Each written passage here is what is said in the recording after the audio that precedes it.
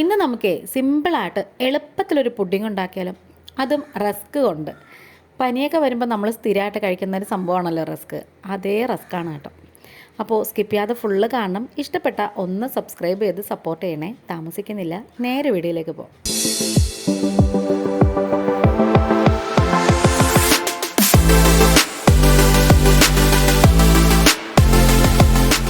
ആദ്യമായിട്ട് ഞാനിവിടെ കുറച്ച് ഫ്രൂട്ട്സ് കട്ട് ചെയ്ത് വെച്ചിട്ടുണ്ട്. നമ്മുടെ കയ്യിൽ ഉള്ള ഫ്രൂട്ട്സ് എടുത്താൽ മതി. ഇപ്പം ഞാൻ ഒരു ഏത്തപ്പഴവും ഒരു ആപ്പിളും പിന്നെ ഒരു 5-6 ഈന്തപ്പഴവും കൂടി എടുത്തിട്ടുണ്ട്. ചെറുതായിട്ട് അരിഞ്ഞ് വെച്ചിട്ടുണ്ട്. 1/2 ലിറ്റർ പാൽ തിളയ്ക്കാൻ വെച്ചിട്ടുണ്ട്. ഇത് കുറച്ച് കസ്റ്റാർഡ് പൗഡറാണ്.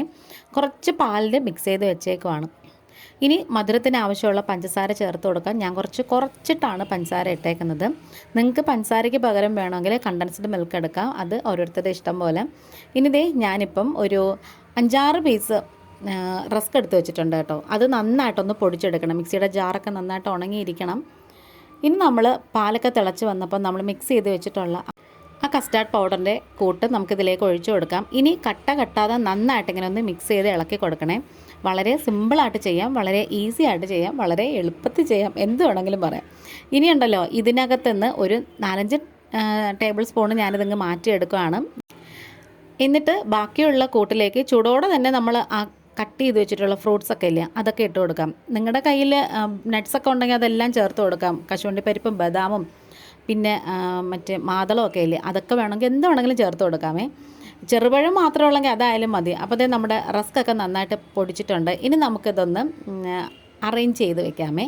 അപ്പോൾ ഇതേപോലൊരു ഗ്ലാസ്സിലേക്ക് നമ്മൾ ഫ്രൂട്ട്സ് ഒന്നും ഇടാതെ എടുത്ത് വെച്ചിട്ടില്ലേ, ആ കസ്റ്റാർഡിൻ്റെ കൂട്ട് കുറച്ചായിട്ട് ഒഴിച്ചു കൊടുക്കുക. ഒരു 1-1.5 ടേബിൾ സ്പൂണോളം വീതം. ഞാനിപ്പം ഏകദേശം എടുത്ത് വെച്ചേക്കുന്നത് 5 കപ്പാണ്.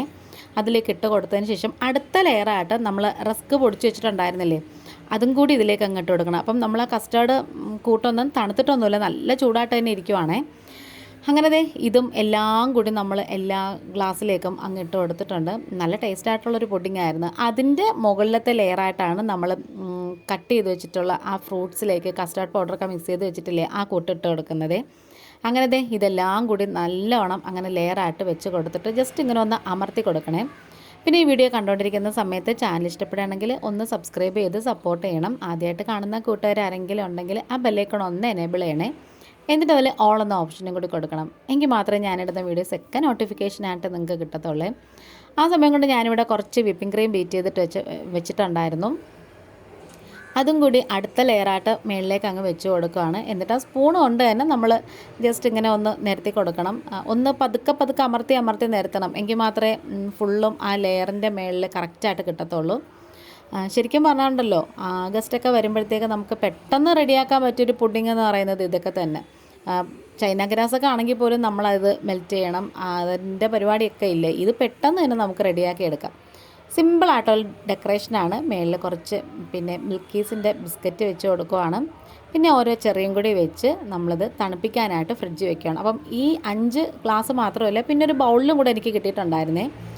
അത് ഞാൻ സെപ്പറേറ്റ് ആയിട്ട് ബൗളിലാക്കിയിട്ട് അങ്ങ് മാറ്റി വെക്കുകയാണ് കേട്ടോ. അങ്ങനെ ബിസ്ക്കറ്റും ചെറിയും വെച്ചിട്ട് നമ്മൾ വളരെ സിമ്പിളായിട്ട് എന്നാൽ കാണാൻ നല്ല ഭംഗിയായിട്ടുള്ളൊരു ഡെക്കറേഷനും കഴിഞ്ഞിട്ടുണ്ട്. നല്ല ലെയറായിട്ട് തന്നെ ഇരിക്കുന്നുണ്ട്. ഇത് നമ്മളെടുത്ത് കഴിക്കാൻ നേരത്തും നല്ല ടേസ്റ്റാണ് കേട്ടോ. അപ്പോൾ വീഡിയോ ഇഷ്ടപ്പെടുകയാണെങ്കിൽ ഒന്ന് സപ്പോർട്ട് ചെയ്യണേ. Thanks for watching.